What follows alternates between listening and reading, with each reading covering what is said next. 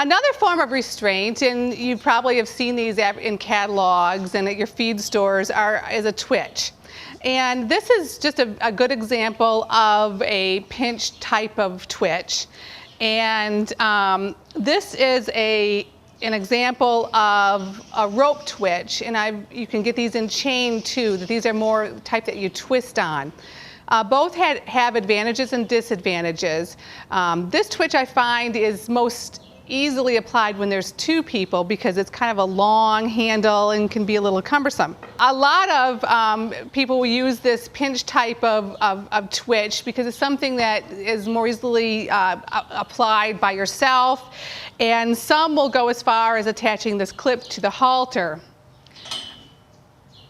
So we'll go ahead and put this on the horse. Let me demonstrate something really quick here. One thing about a twitch, and with so many of these restraints, is you really need to think about how this horse sees.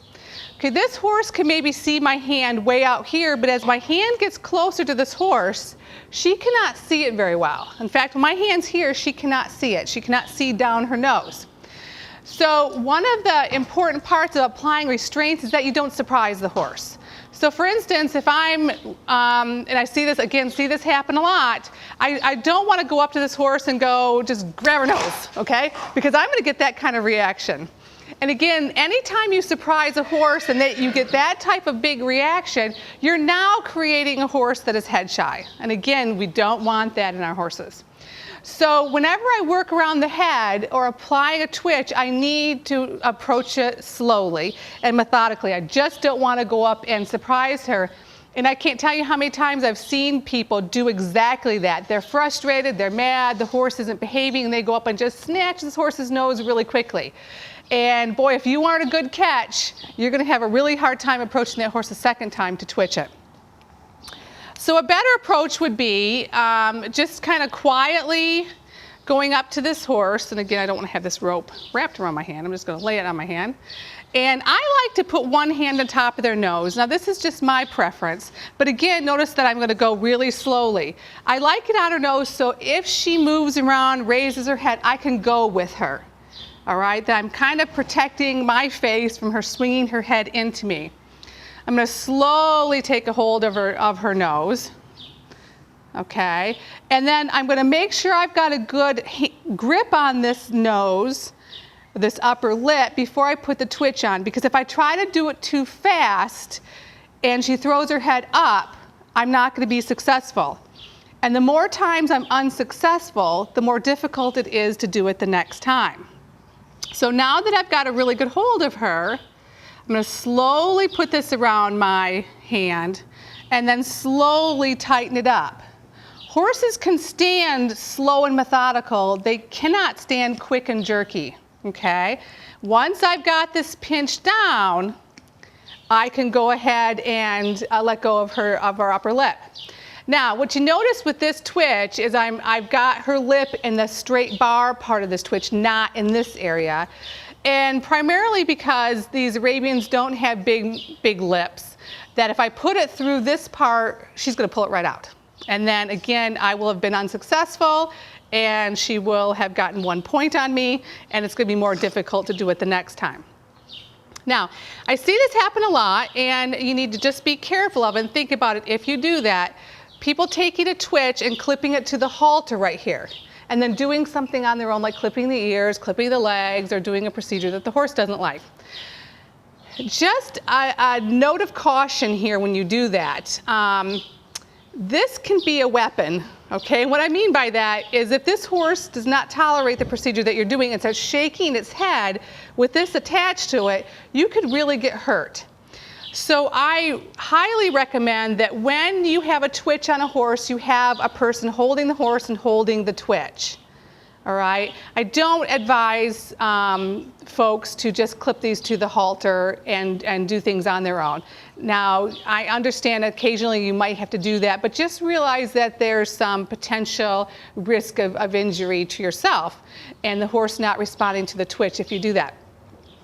Now, one other thing about twitching is that the twitch becomes the restraint, but still your halter and lead rope is what's controlling the head of the horse. I've had too many occasions where someone's standing with a twitch like this and the horse jerks his head and hits somebody with their head, when that could have been avoided just by someone holding the horse's halter, either up close, which you always need to watch for your fingers, or down by the snap. That your halter and lead rope is the main form of restraint. All right, the twitch is the assistance, okay? Again, when you take the twitch off, I like to take it off slowly, and I'm not going to take it off when she's shaking her head. All right, I will take the twitch off as slowly as I can. All right, holding her so she doesn't throw her head into me. And then one thing I don't advise, and I see this happen, is people rub their nose after they've twitched them.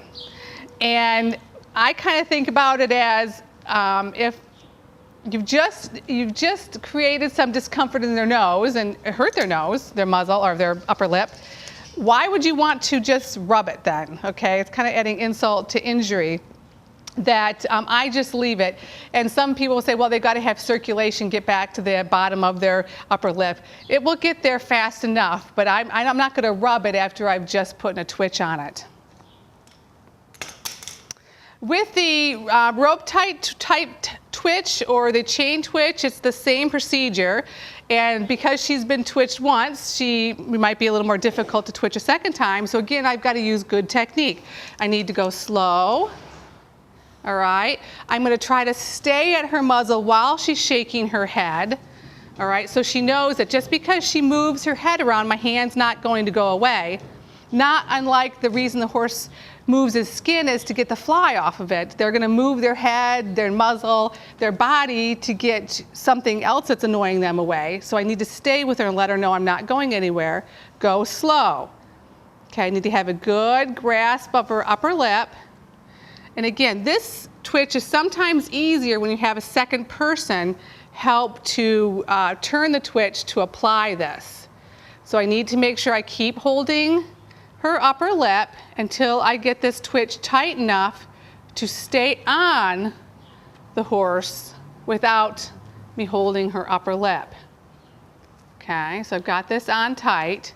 And again, the same thing. You want to make sure someone's holding the halter, staying close to the horse, staying on the same side as the person doing the procedure. Let's say if they're working on the right hind leg, the person is standing on the right-hand side of the horse. You just want to be careful because if the horse flings these twitches, this is kind of a flying weapon here that you want to make sure it's well applied and it stays on, and that you have ample lip in this twitch to stay on. Okay, with a twitch, this type of twitch, and with the pinch twitch, you could tighten and release a little bit to assist with the horse paying attention to the twitch, or increasing the intensity if you're trying to get something done the horse really doesn't like. But the problem with the twitch, as compared to a lip chain or even ear twitching the horse, is that there's no way to positively reinforce this horse if the horse is being good. Because if I loosen this up enough to not have discomfort on the upper lip, the twitch is going to fall off. So this is not a good restraint to modify horses' behavior. It's really just a restraint mechanism, and that is it. Okay? So if you're trying to modify behavior, I would maybe recommend going to a lip chain. So when I take this off, having control of her head as she's shaking around, that she doesn't hit me or someone else, untwist it and take it off.